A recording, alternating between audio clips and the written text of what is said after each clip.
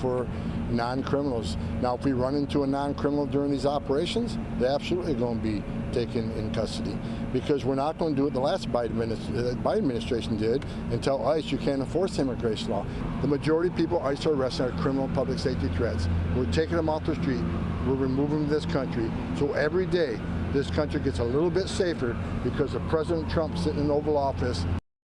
Border Czar Tom Homan discussing ICE's Operation Midway Blitz in Chicago and across Illinois as it faces intense pushback from Democratic leaders. ICE raids and arrests also happening in Boston for Operation Patriot. Nearly 1,500 arrests already made across Massachusetts. Now, all this is happening after the Supreme Court's Monday ruling lifting a block on the Trump administration's crime crackdown in Los Angeles.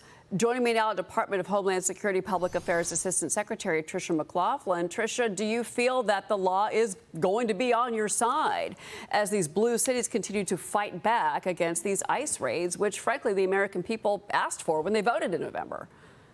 Absolutely. The law is on our side. DHS and our law enforcement agents, this is a law enforcement agency. And to, really set the scene in Chicago with Operation Midway Blitz, that was in honor of Katie Abram, a 20-year-old young woman who was killed by an illegal alien from Guatemala. What's happening in Chicago under J.B. Pritzker and Mayor Brandon Johnson is that we're trying to lodge detainers. Since January 20th, we've lodged more than 2,000 detainers. That's asking Chicago law enforcement to work with our law enforcement to get MS-13 gang members, Tren de Aragua, convicted murderers, rapists. These are the individuals who have been at large in Chicago.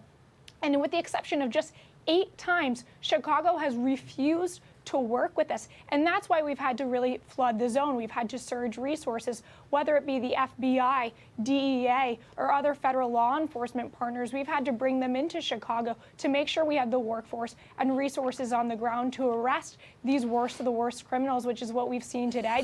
Just yesterday, we arrested multiple child pedophiles, rapists, and even a convicted murderer. So we are helping Chicago, and really J.B. Pritzker should be thanking ICE law enforcement for their efforts. Yeah, how is it going with the safety of ICE agents? That's something that you and I have spoken about before, and Tom Homan has come on the program and talked about the doxing of their families, the trying to unmask their identities. Have you seen an improvement in that?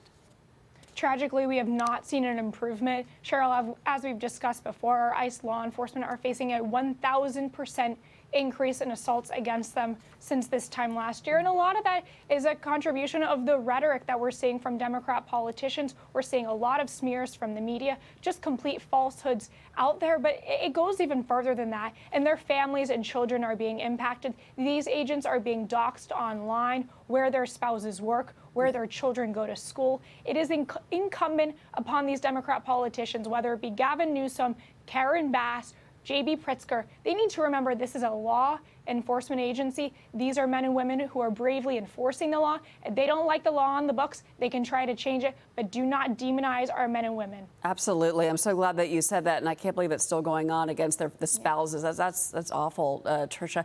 Well, you mentioned some of those leaders, those political leaders. So New York State Supreme Court striking down Mayor Eric Adams' executive order to open a federal immigration office at Rikers Island. This would have allowed ICE agents into the jail complex to help in these criminal investigations.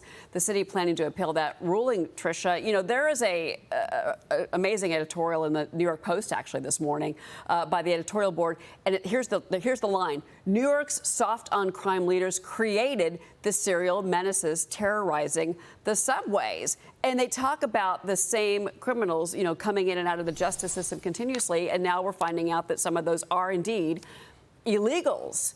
And still, the state of New York is pushing back on working with ICE. What do you say to that? Your reaction? It's suicidal policy is what it is. It's disturbing. It's a revolving door of justice. We see time and time again, these criminal illegal aliens have rap sheets miles long. I just saw a report on my desk of an illegal alien who was charged with child rape. He had 49 counts against him, and yet he was in a sanctuary jurisdiction, and he was released back on the streets to re-perpetuate crime. So whether it be with U.S. citizens or with these illegal aliens, these Democrat politicians, these far-left politicians, they have to remember they are protecting criminals at the expense of innocent Americans.